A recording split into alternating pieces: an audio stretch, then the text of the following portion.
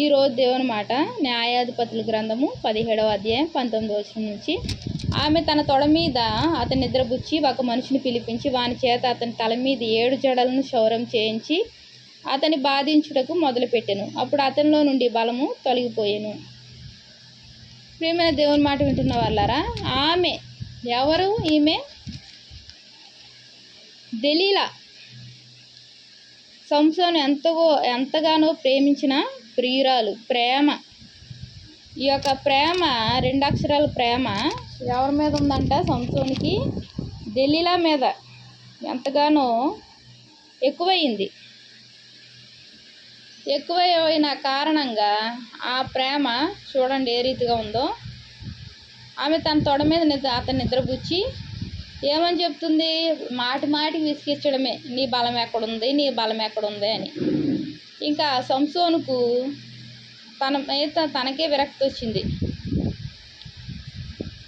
ఇంకా విసుగు చెంది తన బలము ఎక్కడుందో చెప్పడం జరిగింది. ఎప్పుడైతే చెప్పాడో చక్కగా నిద్రపుచ్చిందంట. ఎక్కడ నిద్రపుచ్చింది? మంచం మీద కాదు, ఎక్కడా కాదు, తొడ మీద అతని నిద్రపుచ్చి ఒక మనిషిని పిలిపించి వాని చేత అతని తల మీద 7 జడలను క్షౌరం చేయించి అతని బాధించుటకు మొదలుపెట్టెను. సంసోనికి ఎన్ని జడలు ఉన్నాయంట? 7 జడలంట. 7 జడలను క్షౌరం చేయించిందంట. ఆమె ఏమంటుంది? క్షౌరం చేయించిన తర్వాత అతను బాధించుటకు మొదలుపెట్టెను. ఎప్పుడైతే సంసోను యొక్క జడలు, ఆ తల తొలగిపోయిందో సంసోను యొక్క బలం కూడా తొలగిపోయింది. సంసోను యొక్క బలం ఎక్కడుంది? అతని తల వెంట్రుకలలో ఉంది. దేవుడు అంత శక్తినిచ్చాడు.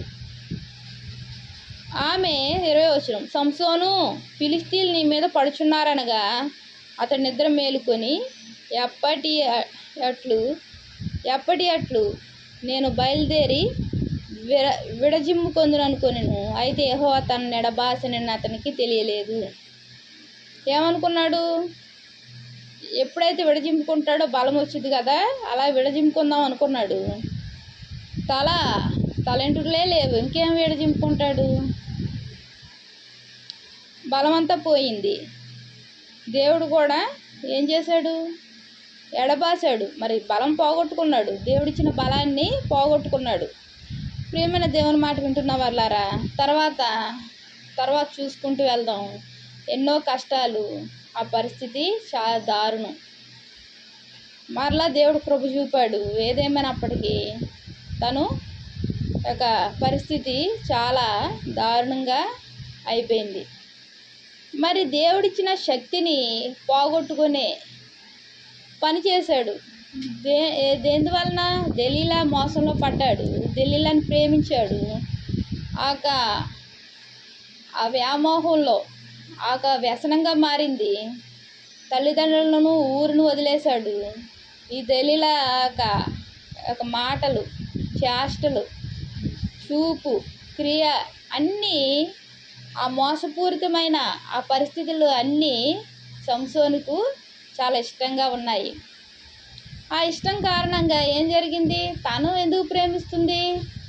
ఆ బలం ఎక్కడుంటే తెలుసుకోవడానికి, ఆ బలము ఆ సంసోనులో ఎక్కడుందో అది ఎవరికీ తెలియదు.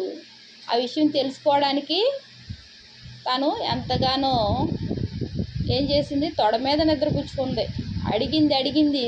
ఎప్పుడైతే చెప్పాడో ఇంకా దొరికిందే సంతోషం. ఇక అనుకొని చక్క నిద్రపోచి తల 7 జడలు, సంసోనికి 7 జడలు ఉన్నాయంట. 7 జడలని క్షౌరం చేయించింది. తనకు తెలియకుండానే బలం అంతా పోయింది. ఎప్పుడైతే వెంట్రుకలు తొలగిపోయినాయో బలం పోయింది. ప్రియమైన దేవుని మాట వింటున్న నా సహోదరి సహోదరులారా, దేవుని ఆత్మను పొందుకున్న మనము మన శక్తిని పోగొట్టుకోకుండా ప్రతి క్రియలోనూ, ప్రతి ఆలోచనలోనూ, ప్రతి పరిస్థితిలోనూ మనము దేవుని యొక్క శక్తిని పోగొట్టుకోకుండా చూసుకోవాలి. దేవుని శక్తిని పోగొట్టుకోవడం అంటే ఏంటి సహోదరి అనవచ్చు. ఆయనకు ప్రార్థన చేసుకోకుండా ఉండడం, వాక్యం చదువుకోకుండా ఉండడం, ఆయన యొక్క సన్నిధికి వెళ్ళకపోవడం, ఈ రీతిగా 1 రోజు, 2 రోజులు, 2 వారాలు ఎప్పుడైతే ఒక వారం మానేస్తామో రెండో వారం కూడా ఏదో రకంగా ఇంట్లో ఉండవలసి వస్తుంది. ఒకరోజు ప్రార్థన చేయకపోతే రెండో రోజు కూడా ప్రార్థన చేయలేని పరిస్థితులు. ఇలా కాకుండా దేవుని శక్తి మనకి ఇచ్చిన కొద్దీ మనం ఏం చేయాలి? ఆయన శక్తిని పెంపొందించుకుంటూ హెచ్చించుకుంటూ వెళ్ళాలి. ఎప్పుడైతే మన జీవితంలో ఆయన శక్తి మనకు ప్రసాదిస్తాడో ఆ శక్తిని ఎప్పుడైతే పొందామో నువ్వైనా నేనైనా ఎప్పుడు పొందాము? ఆయనలో బాప్తిస్మము పొందుట ద్వారా మనం పొందాము, ఆత్మను పొందాము. ఆ ఆత్మను మనం తొలగిపోకుండా ఆత్మదేవుడిని మనము ఎప్పుడు మనతో ఉండులాగిన ఆయన కృపలో మనం నడిచే వారంగా ఉండాలి. సంసోను వలె మనము అలాగా దెలీలా లాంటి మోసాలకు, మాటలకు, క్రియలకు, చేష్టలకు మనము ఏమాత్రము తల ఉంచేవారంగా ఉండకూడదు. మనం ప్రతి విషయంలోనూ దేవుని శక్తి వైపు చూస్తూ ఆయనకు ప్రతి పరిస్థితిని అప్పచెప్పి ఆయన వెలుగులో నడిచే వారంగా ఉండాలి. దేవునికి వందనాలు. ప్రార్థన చేస్తున్నాం. మహాప్రేమ గల తండ్రి, కృపగల నాయన, నీకు ఎన్నో వందనాలు, స్తోత్రాలయ్యా. సంసోను ప్రభు నాయన దెలీలా మోసంలో పడి ప్రభు నాయన తన బలాన్ని పోగొట్టుకున్నాడయ్యా. తండ్రి, మేము కూడా ప్రభు నాయన నువ్వు ఇచ్చిన శక్తిని, పరిశుద్ధాత్మ ద్వారా నువ్వు ఇచ్చిన శక్తిని అన్ని వేళ కాపాడుకుని కృపను అనుగ్రహించండి అయ్యా. తండ్రి, వాక్యం వింటున్న ప్రతి ఒక్కరిని ఆశీర్వదించండి, ప్రతి కుటుంబాన్ని ఆశీర్వదించండి. చిన్న బిడ్డలు మొదలుకొని వృద్ధాప్యం వరకు ఉన్న ప్రతి బిడ్డను మీ దయగల హస్తాల్లో భద్రపరిచి ఆశీర్వదించి దీవించండి అయ్యా. నీకు ఎన్నో వందనాలు, స్తోత్రాలు చెల్లించుకుంటున్నా ప్రభుని ప్రియరక్షకుడు అనే యేసుక్రీస్తు నామములో అతి వినయంగా బ్రతిమలాడి వేడుకుంటున్నాను తండ్రి. ఆమేన్. Praise lord.